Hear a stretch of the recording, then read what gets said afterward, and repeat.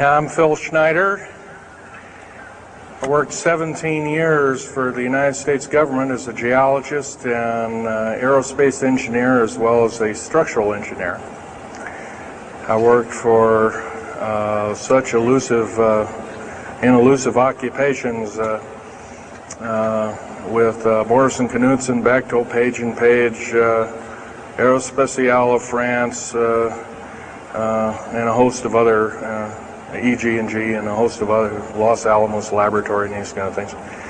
But rather than bore you with all those statistics, I've got cooked up a real mixed bag here of different topics, and it's might be a little bit like brain overload, but I'll start from the beginning. Now, like I said, I worked 17 years. Co-invented methods of shape charge blasting as well as laser rock deflagration, which means rock is literally melted or powdered by a special laser combination, and the residue of the rock underneath is applied as a coating, as a liquid coating, kind of like instant agate, if you could imagine a hunk of agate, which is a hard silica mineral, rock actually. But up here we have another topic. This is an area to where I worked. I worked 11 years of the 17 years at Groom Lake, S4, S2. It's in the Nellis Air Force Base area. In fact, Groom Lake is, I'll show you in the picture right here. It's right here.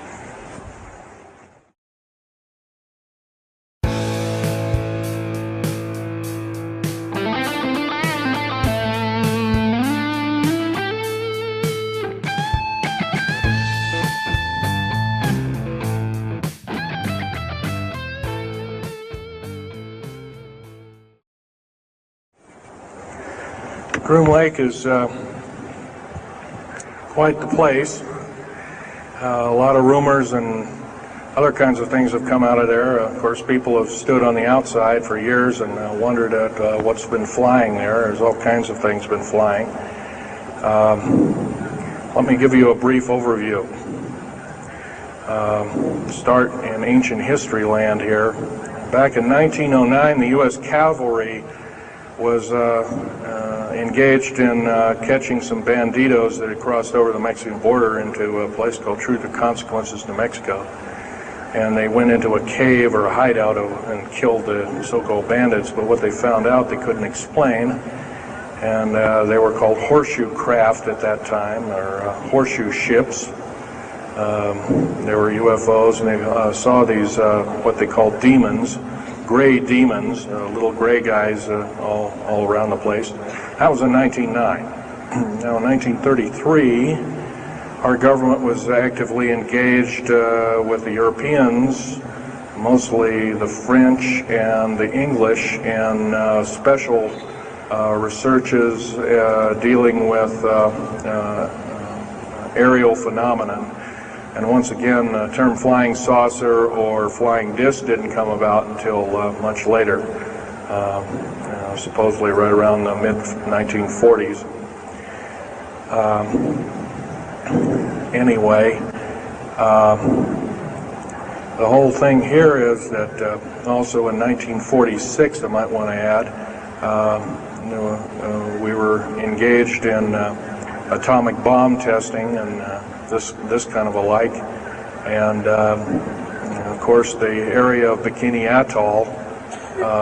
Some of the pictures are over here on the white board. Are showing with the actual language of both the U.S. Army and U.S. Navy archives.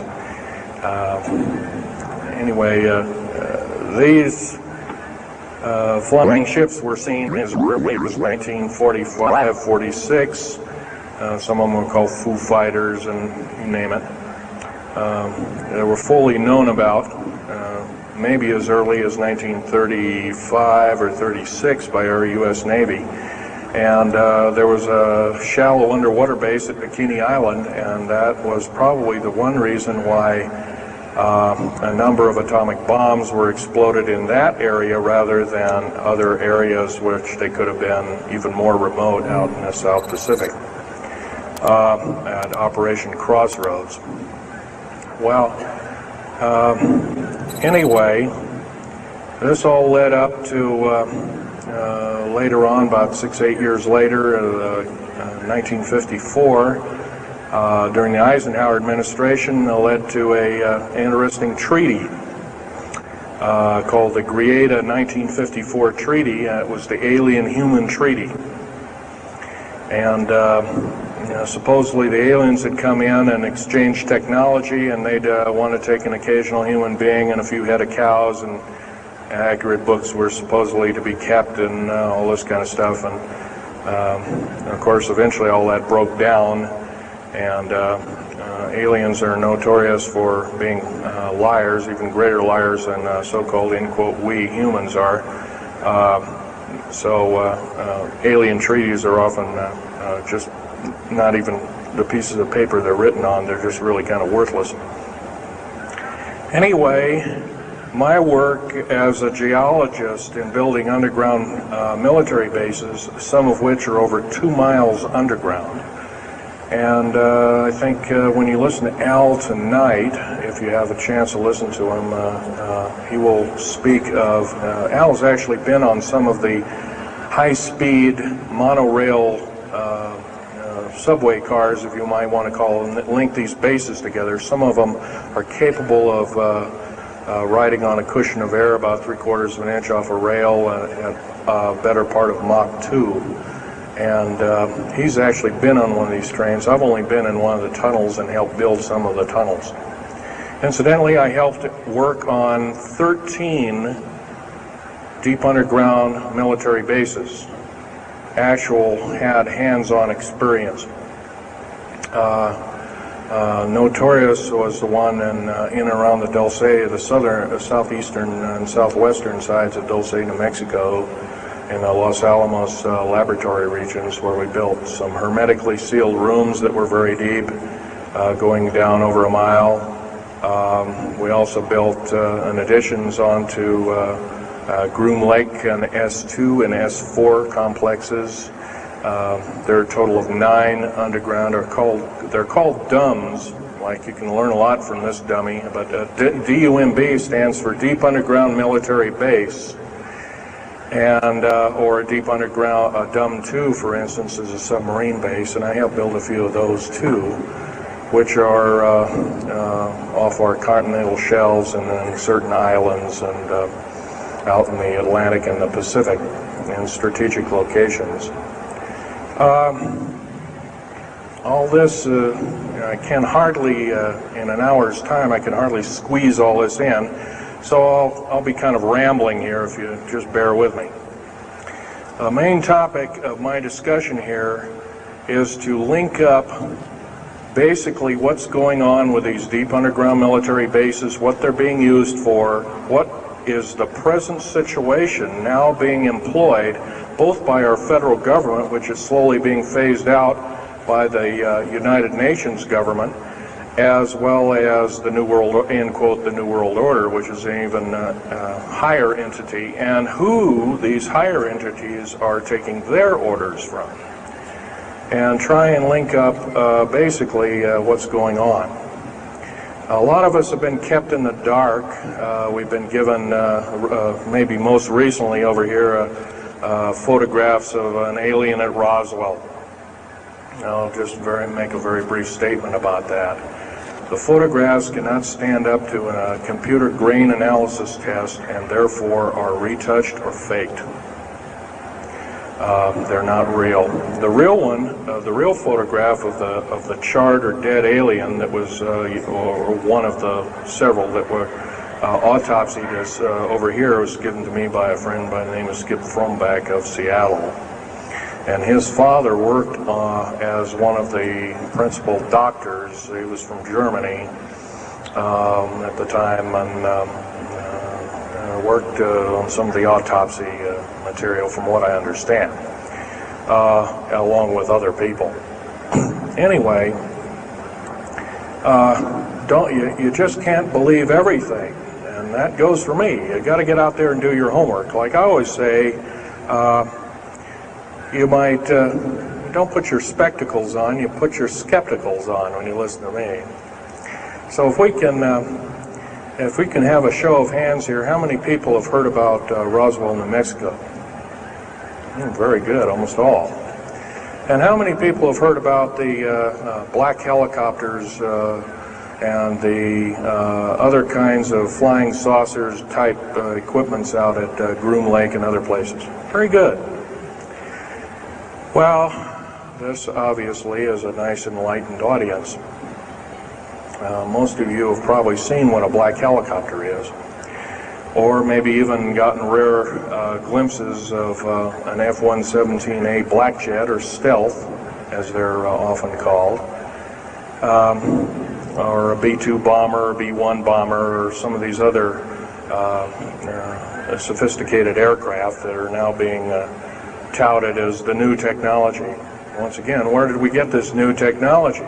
Well, obviously we've had a little hand in that. Our little alien so-called buddies, have kind of exchanged things, not without a great cost. The cost of which has been a lot of people have disappeared.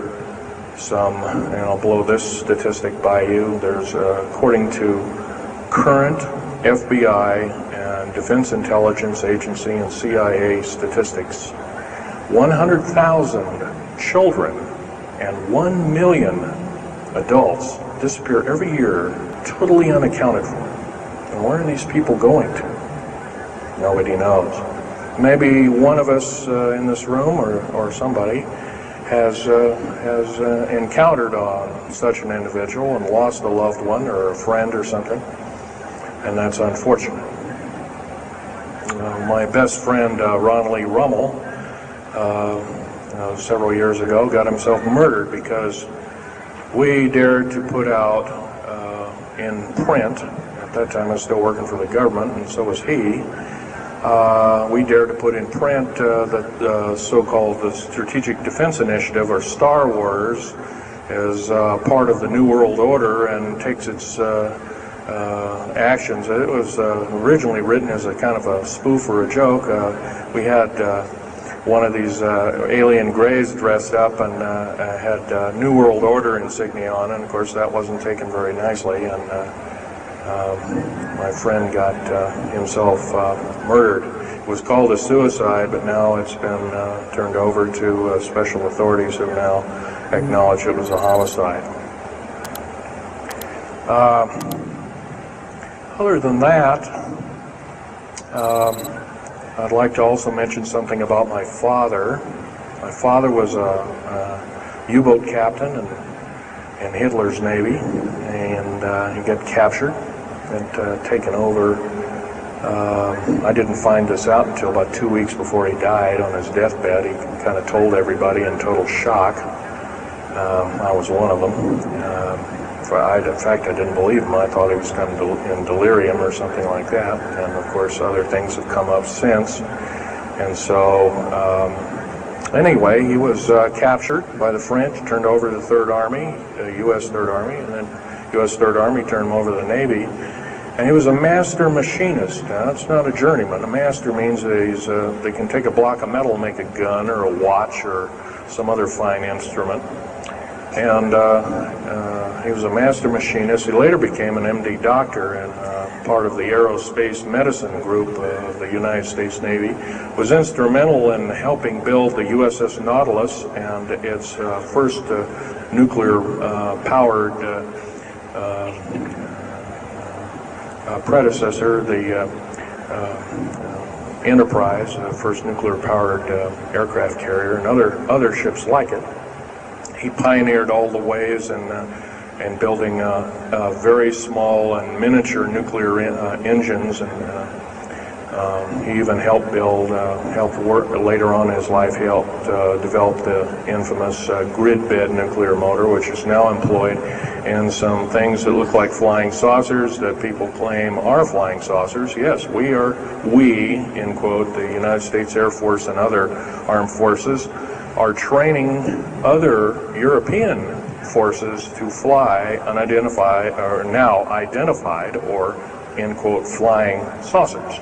We've actually built several prototypes that are flying under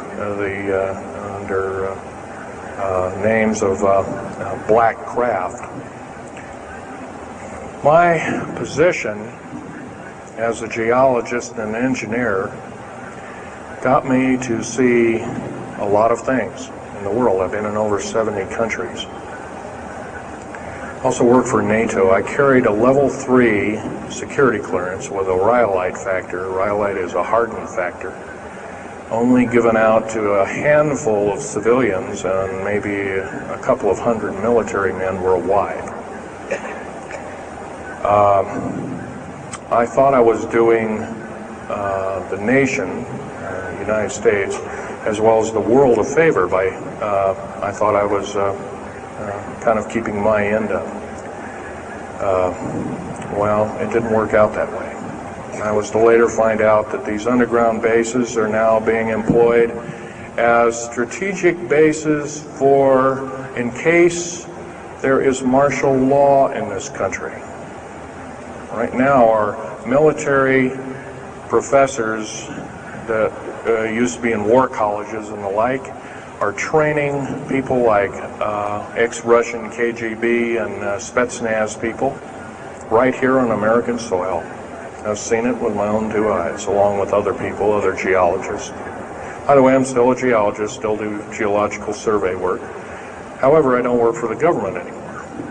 I took my security clearance and all my government stuff and cut it up and sent it back to the, pardon my French, SOBs. When I found out that a number of these 131 deep underground military bases are being used to subvert the Constitution of these United States and its people, I says, that is enough. I can't possibly be connected. Oh, well, Mr. Schneider, you can't quit, they said. Well, I says, yes, I can. I'm an individual, I'm going to quit, and I'm walking off the job. And he says, so I got arrested and casually told, well, you got to finish a job. And so I caved into that part, and I finished 3 weeks, and then at that time, my father was dying, and I was allowed home, and I never went back for my paychecks. Don't intend to either. These people are beginning to show signs of being our utmost enemy. I'm talking about military people now engaged in training foreign troops on American soil, clearly against the Bill of Rights and the U.S. Constitution. It's why we formed a government, why our forefathers formed a government, a republic of these United States in the first place, way back 200 plus years ago. Because the drawing and quartering of soldiers, taxation without representation, law by edict, otherwise known as today's version, executive order, among other things. The very reasons that we became, in quote, free, a free republic, a free society, possibly one of the greatest nations to ever be a nation on this earth, were instilled in our founding fathers that are now so far away from the people now running our federal government structure. So I'm here today to touch upon a number of subjects. One being that these underground bases are roughly over 3 of them per state. There's now, instead of 12 prison camps, there's 39. That's almost 1 per state. They're building 2 prison camps every 7 months. They're building 2 underground military bases every year. Each one of these military bases, by the way, these underground military bases, they cost somewhere between $17 and $26 billion. They employ 1,800 to 10,000 workers each in varying grades of skill. They gobble up totally through the black budget, over 1/4 of the black budget, or roughly $310 billion. Of course, you may say, you know, where are these figures coming from? Well, the black budget, as we know it, in quote, black projects, which anything called black is significant of hidden from Congress, hidden from the American people, and very few people are even in the know about it at all. But black budget per year garners over $500 billion a year. And it's these kind of huge quantities and sums of monies are garnered through CIA drug activity, National Security Agency clandestine operations, mostly in Panama and South America. Now also engaged in Russia in bringing and refining strategic metals. By the way, you might want to ask, where's all these kind of interesting new metals coming from? Over here on the whiteboard we have the new periodic table. It's got 140 elements. Now in our high schools of today, I was in a high school about a week ago, I saw a new periodic table had 105 elements. Now somewhere we're not being told the truth. We're being lied to at every turn and every corner. We're considered less than morons. So the government has made itself an entity, an independent taxing body, an entity into itself, and isn't accountable to anybody, not even the so-called New World Order. They just go ahead and do everything willy-nilly as they please. There's nobody checking. You don't have to worry about this. Occasionally there's a senator that pokes a nose in here and there, and that senator finds out either nicely or not so nicely that you don't do things like that.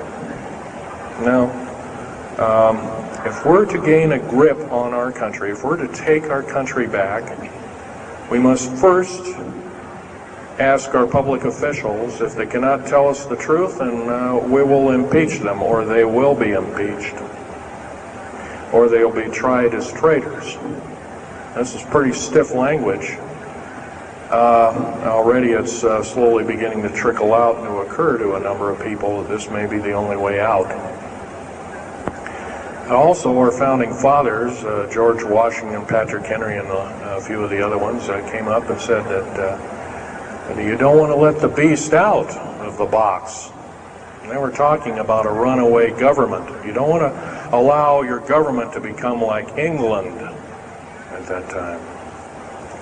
And so they warned us about this very same kind of thing. First of all, the United States is not a democracy.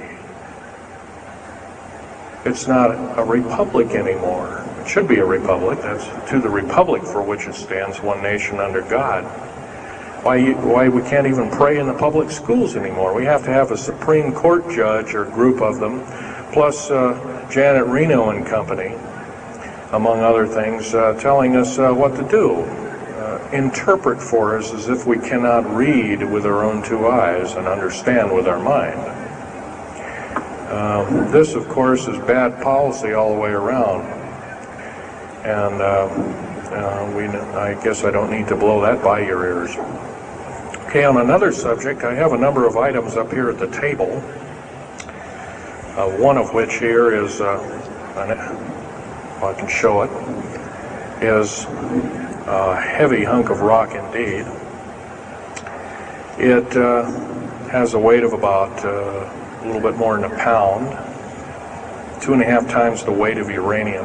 It's not radioactive, can never be made radioactive. It's composed of earth, rare earth, clays, and powdered metals, as well as an alien element,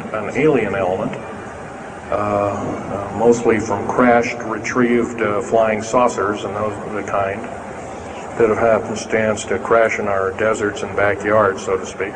It's called mironite. This is employed in every stealth aircraft, every black jet, throughout the black budget.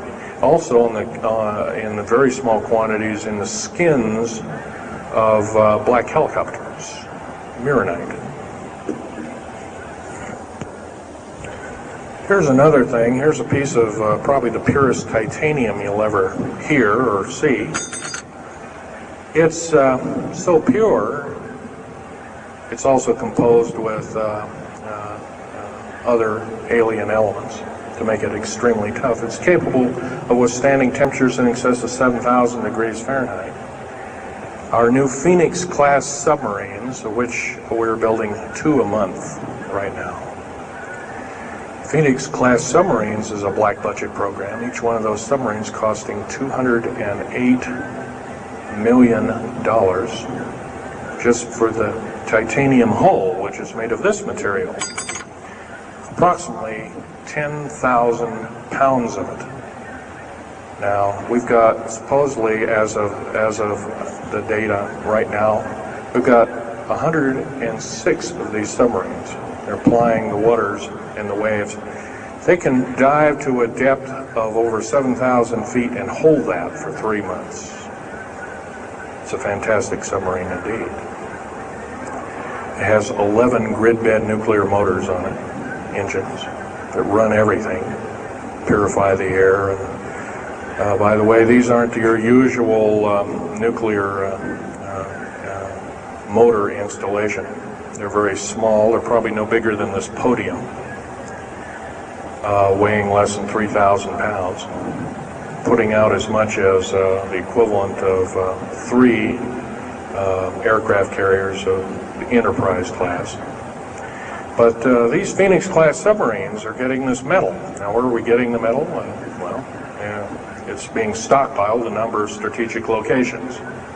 Supposedly, I've heard stories, well, it's being mined on the moon, and I have no way of proving that, one way or another.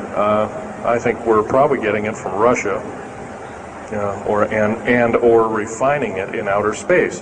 What are we shuttling? Basically, a shuttle, a secret shuttle flight. 1 a week now is going up and back. What are they shuttling? Well, obviously, they've got kind of their own little laboratories up there, space station, and all this kind of stuff. Remember, what you're being told is only just a smattering of the truth. It's not the real truth. Maybe it's 5% of the truth. Maybe it's not even that. You can rest assured you're not getting much. Another strategic metal is this particular bar with some strange crystals on it, scalenohedral crystals of niobium, titanium, rhenium, copper oxide.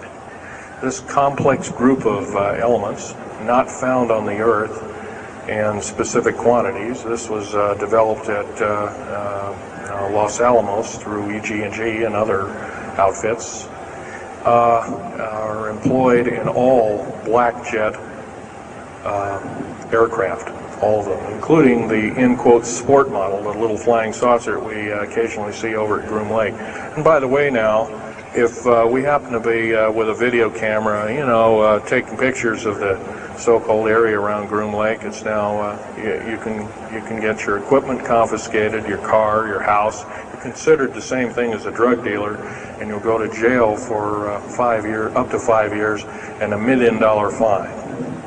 I personally don't think this is what I'm hearing. I just don't think that this kind of punitiveness is what we need in America, and we have to get rid of it. Otherwise, we're going to die with no America. Here's some other elements. Here's a very light element. It's composed of lithium metal, as well as a alien element a little heavier than hydrogen, but a little lighter than helium, also employed in this. It's used in secretive methods of propulsion, and it also is in a peculiar scalenohedral crystalline form. And anything scalenohedral, and by the way, a scalene triangle is no side is equal to another side. The scalenohedral metallic crystalline structure is definitely alien element, or alien technology converted over to our own technology. These were given to me about a year ago. They're called alien or aurora drops. It's supposedly the skins of the black jets, some of the ones that are coming in at very high rates of speed. They're still glowing red hot to white hot, and they'll sit out there and cool off, and they're dripping their material off of them. And it's kind of like a rubberized coating. It's not rubber, I can tell you that. This is hard as lava rock, or harder, capable of withstanding tremendous temperatures, but nonetheless some of it sloughs off every time, and so they just kind of scoop it up and throw it in the trash can. There are a few pieces of it. Here's one of the hardest so-called man-made rocks. Once again, it's got a number of alien counterpart. It's got an alien crystalline structure to it, very advanced. It's about 11 times harder than a diamond, about 70 times stronger than a diamond, capable of standing temperatures in excess of 10,000 degrees Fahrenheit. It is employed as very thin coatings or windows, tiny windows, in hypersonic aircraft that exceed Mach 5. Here's an interesting artifact. Right here in this hunk of rock, which by the way was an old 100,000-year-old chipping tool found in Syria, Jordan rather, excuse me, is a imprint of, it looks like a fossil, but it's not. It's an imprint of a small mechanical part with exactly 360 kind of little rotor blades. Well, this rock is 220 million years old. Who was making machines 220 million years ago? Maybe von Däniken was right after all, huh? Here we have an actual piece of agatized fruit, or it's similar to a lime. It's even been pecked by a bird at one time, and that's still there. So it was instantly turned to agate. It is the same agate or chemical structure as material found at Hiroshima and Nagasaki after the A bombings in World War II, where grasses and flowers and petals of flowers and other kinds of things were instantly petrified, turned to agate. It is the same identical crystalline structure. However, this particular piece is about 20 million years old, and it's still got its original green coating, and it's basically unchanged, perfect condition. Likewise, here's a garlic plant about somewhere between 20 and 35 million years of age, and once again it's got that same pink agate coating. And here are some pieces of the metal skin from the crash disk at Roswell. It was given to me when I was 14 years old. My father was visiting one of his old friends in the Navy archives, as well as he was in the Royal Navy in England. And I, as a 14-year-old boy, I says, "Gee, Dad, can I ask Johnny something?" "Oh, go ahead, ask him. Get anything you can from him," you know, and that kind of thing. I says, "Well, gee, Johnny, well, do you think I can have a piece of this metal?" "Oh, no, you can't have that." And I says, "Oh, give it to the kid. What the heck? He won't have it very long anyway." Well, I've had it all this time. It's kind of a unique thing. They were able to break the skin of that craft, by the way, by dropping it into a bath of liquid nitrogen and hitting it with a mechanical or hydraulic hammer, and it shattered into little bits. And it was later analyzed and adapted for our own technology. All these artifacts are fine, but once again, the main part of this talk is, where's it all leading to? We get very little spin-off to where any of this is leading to. Occasionally we'll get a new computer, or maybe a quartz watch, or some little trinket, kind of like giving the Indians beads a couple of hundred years ago. Well, we're getting these little spin-offs. But the black budget still rolls on, garnering up over $1 trillion every 2 years. It's somewhere between 1.023 trillion and 1.31 trillion dollars every 2 years. And every year it goes by and the black budget is unchecked, unaccounted for, it's just subverting our country. That's number one. Number two is that these underground military, first of all, if there was something like a nuclear war, or there was a definite enemy out there where we were going to be under attack, like from China or someplace like that, I could see maybe a couple of dozen underground bases for a government, and so it could theoretically rise up like the phoenix out of the ashes.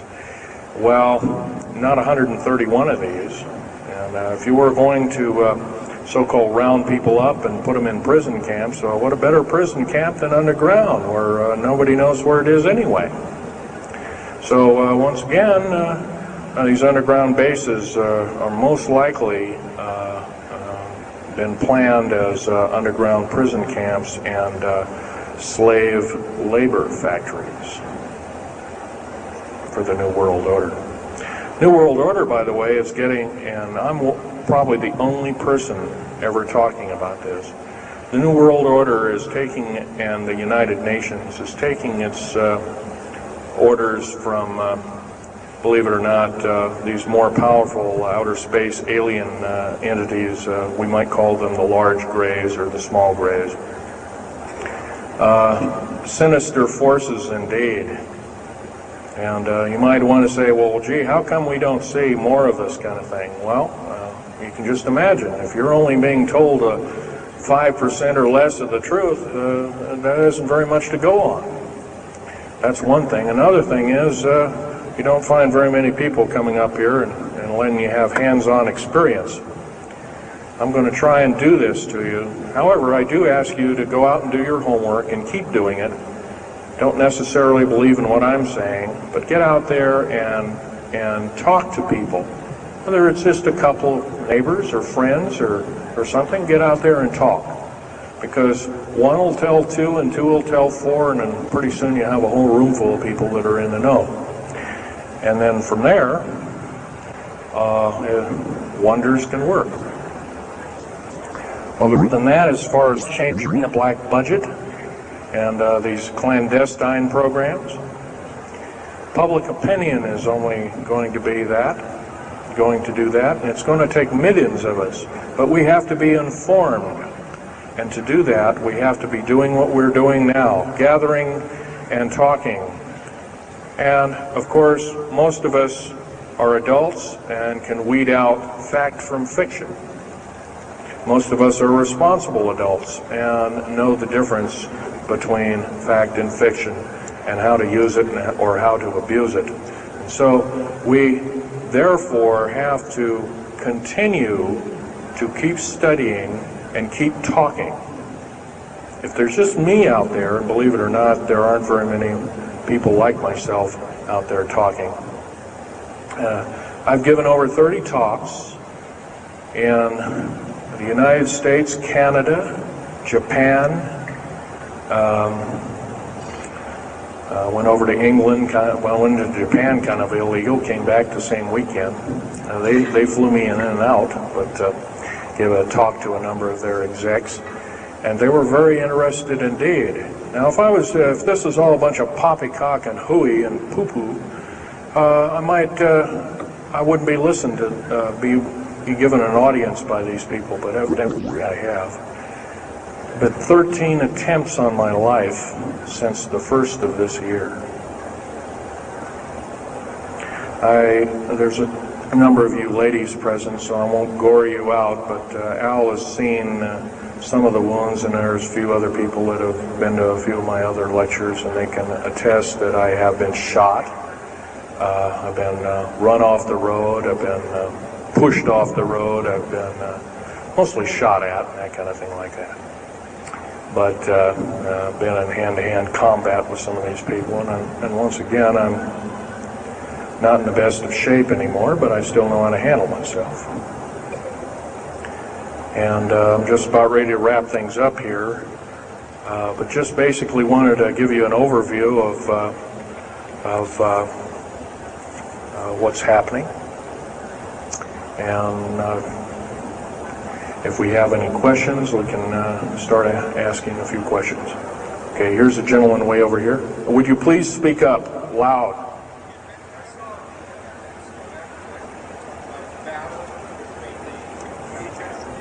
Yes, I was involved in in 1979, in August, late August of 1979. I was involved working through Los Alamos Laboratories at Dulce, New Mexico, and what's now known as the Alien-Human War. 66 Secret Service agents, government workers, geologists, and the like. I almost bit the dust. I could have been number 67.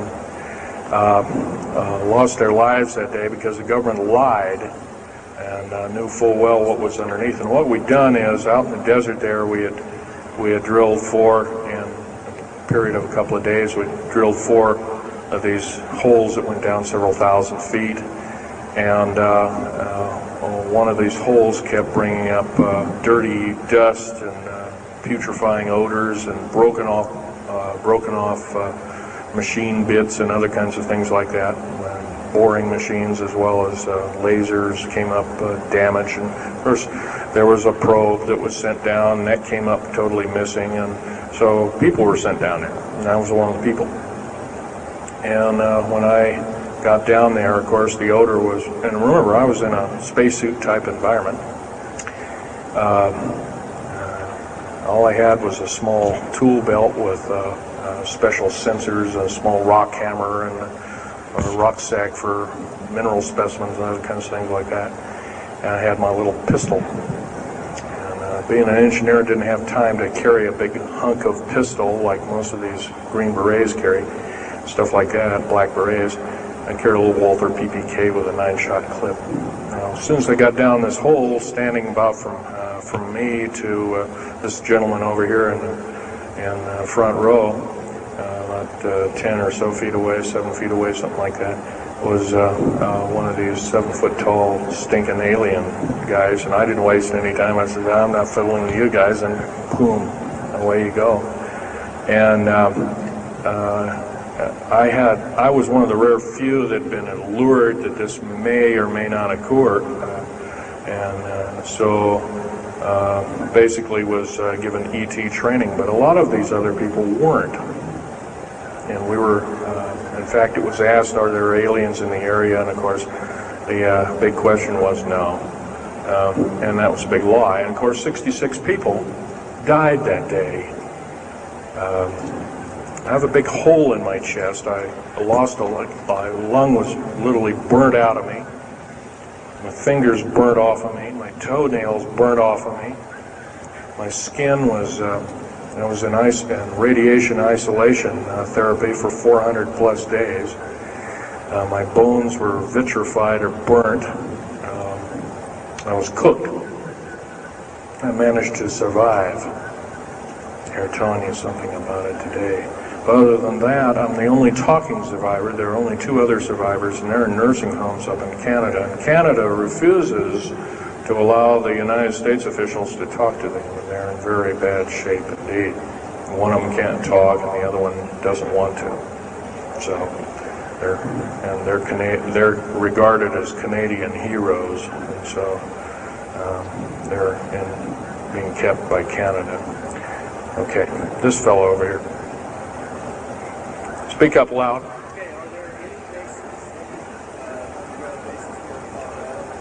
Actually, yes, there's several. In fact, as I was coming to this talk, I was supposed to be here by plane, but there was a subsequent foul-up.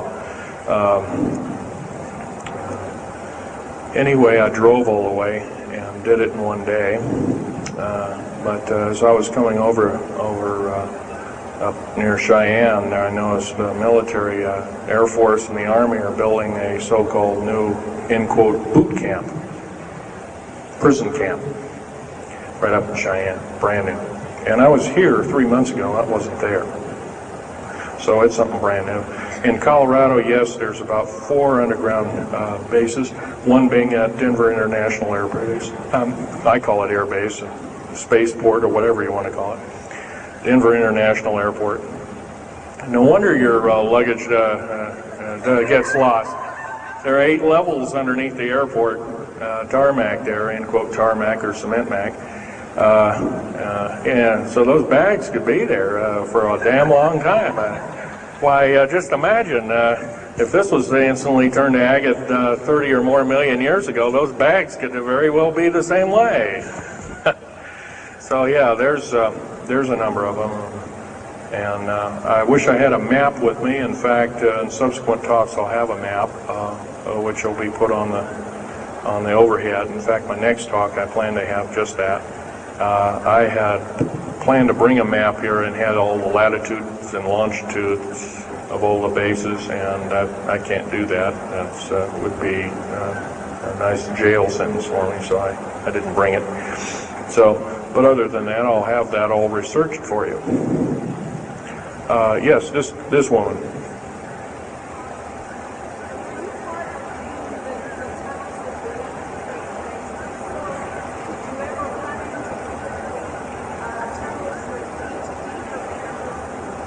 Yes, as far as there being an inner Earth, a hollow Earth or anything like this, no, I've never run into anything like that. However, Al Bielek has been on these tunnel trains at the better part of Mach 2, going from coast to coast in an hour and a half, faster than any jet plane that we got, including the SST, or thereabouts, the same rapid speed. But I helped build a lot of these tunnels, and all of the underground mountain or military bases are connected, all of them, all 131 of them.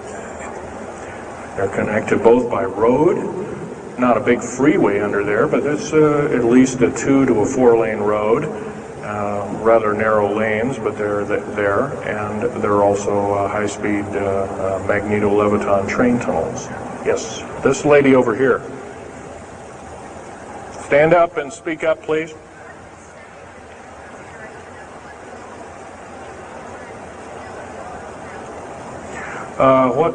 What levels of military personnel know about this?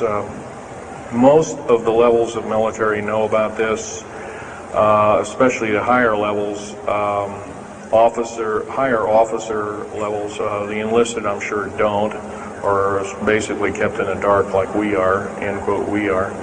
So, yeah. This fellow right here with the hat on. Where are most of these bases located?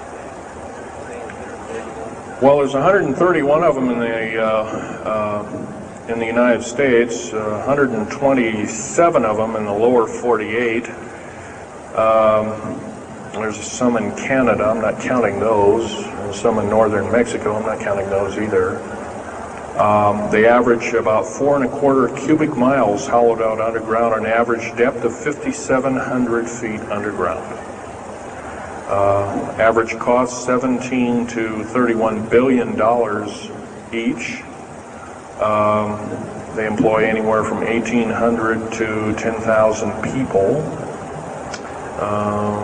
And some very large ones now being built in Sweden, one of which is repudiated to be 30 cubic miles. It will take 5 years to build that one at a cost of about $2 trillion. And that's all being supplied by the United Nations. Yes. Anybody over here? No. This gentleman. Speak up, please. Okay, you want to know exact locations of all these? Well, for where all of your Army, Marine Corps, Navy, and Air Force bases are, they're with all this present, not the ones closed down. And by the way, the closed down bases are now being used for gasoline storage and equipment storage and these kind of things. So they're not really closed down yet. Boot camps, end quote, boot camps and all this kind of stuff. So-called prisoner camps and these kind of things. Right now our police, for instance, are are being trained by the Air Force and the Army intelligence in martial law research, as they call it. How dare they call that by that name? So where these are, they're where every one of these strategic bases are now. In Colorado, in around Denver, there's 3 of them, and they're fairly small. Some of these bases are only maybe 2,000 to 3,000 feet in depth. Some of them were built a long time ago, back 35, 40 years ago, and they're only maybe 500 feet, and they're mostly for equipment storage. Denver, and then there's Fort Collins. There's also Colorado Springs area has a number of them. By the way, Colorado Springs is kind of a famous area. Nikola Tesla's laboratories were in Colorado Springs, and need I say more? I'll leave that up to Al Bielek. As far as Nellis Air Force Base, there's 9 underground mountain bases in Nellis Air Force Base. That's in Nevada. It's north of Las Vegas. There's going to be a UFO show and conference in Mesquite here later on this month, and that's up very close to, end quote, Area 51. That whole area, by the way, the state of Nevada is 81% end quote, managed or owned by the federal government. The land is either restricted or run by the federal government. That's why there's groups rising as we speak, dealing with the problem very vociferously, and senators are now getting involved. So evidently waking up is occurring. Yes, this gentleman over here. Speak up, please.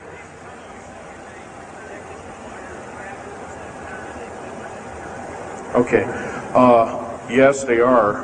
The gentleman asked, are these tunnels connected to large caverns? Yes, these large bases are basically like this Coliseum. Everything's underground. Everything's a city underground. Most of these bases both have military bases, and they have all the accoutrements of life. Remember, each one of these costs quite a bundle of dough, and some of it in our tax money, but most of it in clandestine approaches, and that's definitely undermining the country. Yes.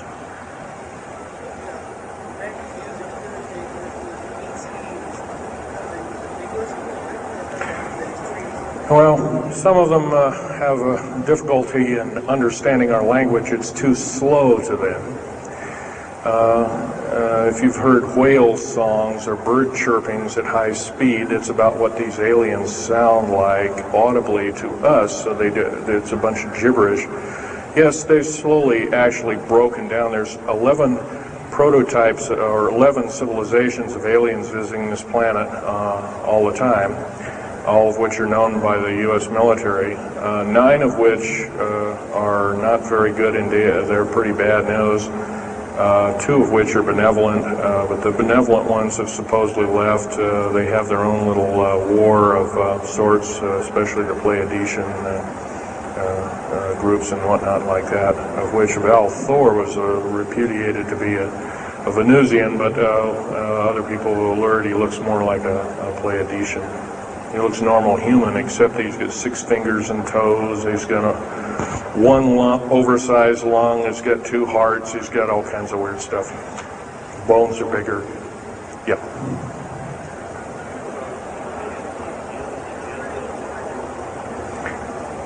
The man asked, do I tie in the alien agenda to the New World Order? Yes, sir, 100%. I can elaborate briefly. The New World Order right now basically is dismantling countries, governments, telling governments not to war with each other anymore, basically, so that looks good on the outset. They're taking their orders directly from the aliens who've got their own timetable. They want the one world order because they want the planet for themselves. And, of course, you've often heard of the term Global 2000, and that's a supposed sinister plot, or has been a group of sinister plots to produce biological weaponry to reduce or thin out the so-called ethnic cleanse the population of the planet by 5/6, or roughly 5 of 6 billion people, enslaving the rest to work willy-nilly with the so-called people of the New World Order. Now, another peculiar thing is the alien agenda is not really well believed nor understood by a lot of these one-worlders. They don't believe it. They think they've been singled out for their own end of glory, and what they don't know is they're just another human being, and according to the negative or bad aliens, they're just another, we're considered bags of food to them. They don't eat us like we think of a cannibal eating a hunk of meat, but they use our glandular secretions as part of their food base, their blood and our glandular secretions like adrenochrome and other kinds of things like this. And in fact, the Atlanta Center for Disease Control has figured out ways that we can combat this and all this kind of thing like that. It might be where these new designer diseases like AIDS and Ebola and hantavirus and all these kinds of things have come up out of nowhere, and these diseases, end quote, almost have a mind of their own. Yes, this lady here.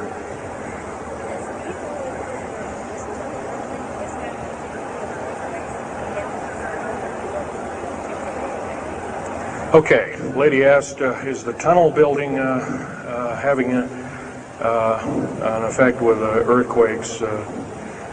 Yes, it could very easily be, although got to remember a lot of these underground bases are constantly being repaired, and so a lot of people have to be hired.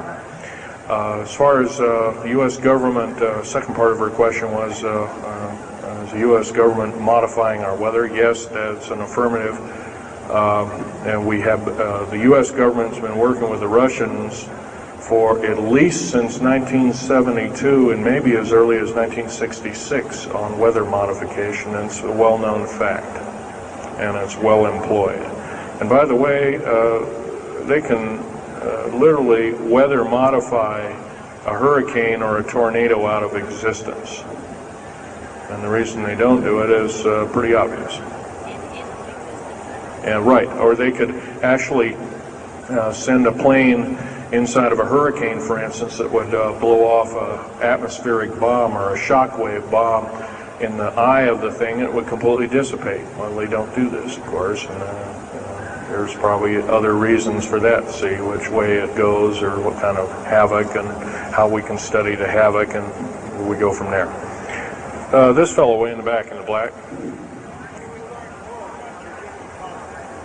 How do we learn more about our general topic? Well, there's this particular fellow, his name is Richard Souter, PhD, wrote a book recently, Underground Bases and Tunnels, What is the Government Trying to Hide? That is one book. Then we have here's a popular science article, Secret Air Base. The government doesn't want you to know that Groom Lake, supposedly Groom Lake doesn't exist. Well, I guess if it doesn't exist, then me talking about it, I guess I can't be arrested or anything. I'm just full of poppycock here. Well, the editor, one of the editors of Popular Science that put this article out is now in federal prison.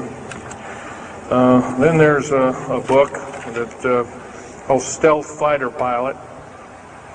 These books are available. I got this one at Dalton's. This one actually was sent to me by the publisher.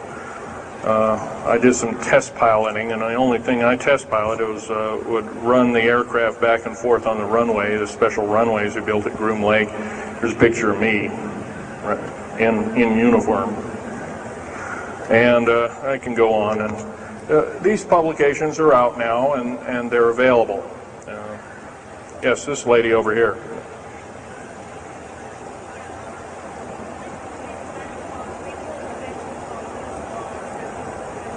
I can't hear you. What?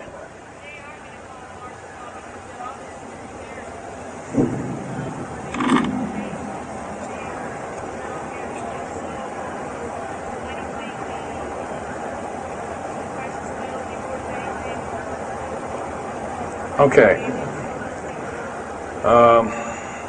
Okay, that's kind of a mixed bag question there.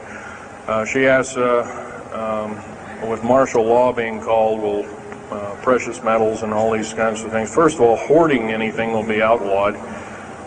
If you hoard food, have a radio, any way of communicating, stash gasoline, these kind of things, you will just be rounded up and that'll be the end of you. Martial law is martial law. Martial law is dictatorship of the worst form, or one of the worst forms. And her other part of the question, if I got it right, was when's the alien takeover? Well, the alien takeover right now is, and probably will be for probably the next 20, maybe 30, 40 years, will be basically in the background. The idea is to get the one world beast-like government order in place, and to thin out the population of the planet. And then, of course, then all heck will break loose from then on. And whether it is, I don't often mix Bible and talk, but some people have learned, well, this is already mentioned in the Bible, blah, blah, blah, and all this kind of stuff. Well, that may be, but all I can tell you is I've been face to face with one of these sinister characters, or a couple of them, saying the least, and most people would, just the shock of them seeing such a thing would cause them to not be in very healthy mode, frame of mind, as physical as well as mental. This man here in the blue coat.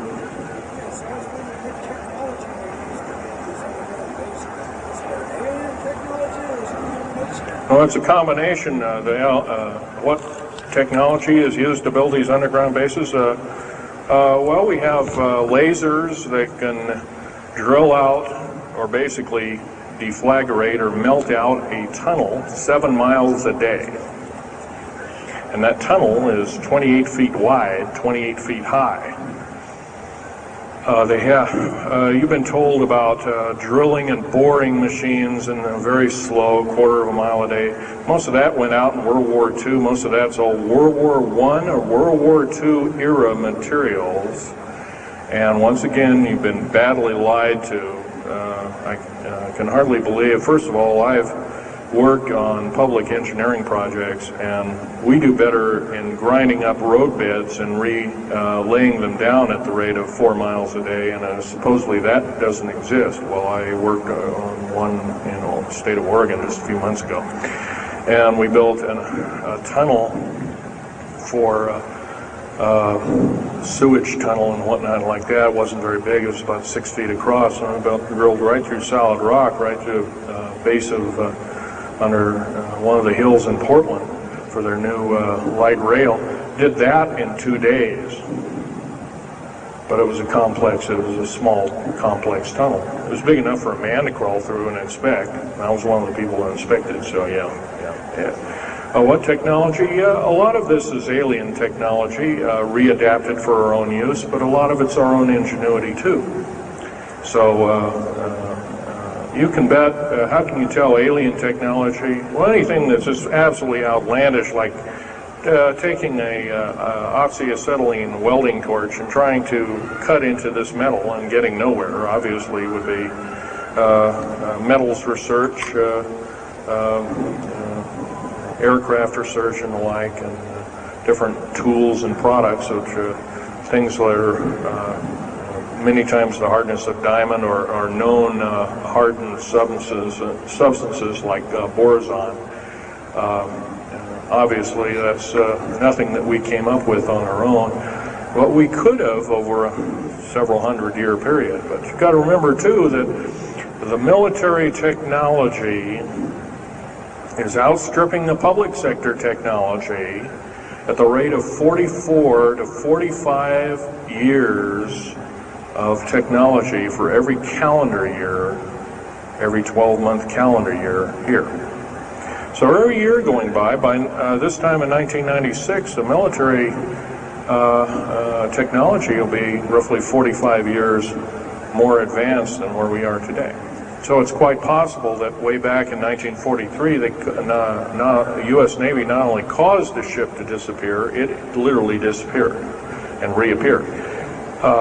Basically, military technology right now is about 1,200 years more advanced than public state technology. And computer technology right now, it's off the scale, I can't tell you. It's just right now, and employing just in black jet and stealth aircraft, the new computers are so completely advanced that we couldn't get them in the public sector for maybe another 40 or 50 years.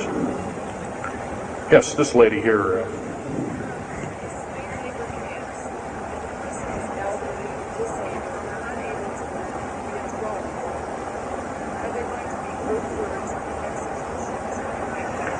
Well, the lady asked with the slave labor camps, the old, the infirm, the handicapped, are they going to be executed, and will there be executions? You can bet your bottom dollar there actually will be these things. I wish I knew more, but I don't. I've had my own agenda to kind of keep up and talk about. But other than that, yes, I would imagine so. If you look at all the 39 prison camps that are presently built, and they're called boot camps, by the way. And of course, these new trains that they have that have 143 shackle placements per train, they're a scary thing indeed. You know what they're called? They're called United Nations Prisoner Transfer Cars. Oh, that's an appropriate name, I guess. Well, we got to wrap it up here. They're telling me it's time. I'll take one more question. This lady over here.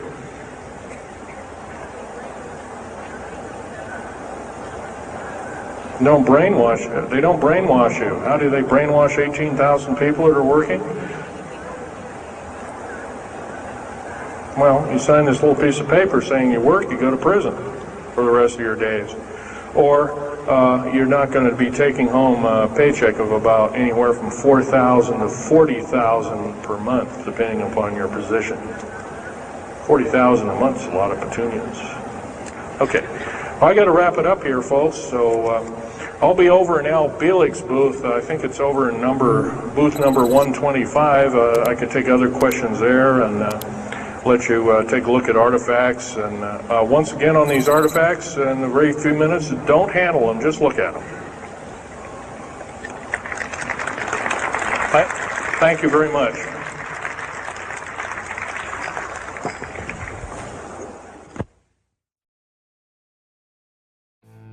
This has been The Confidential Report.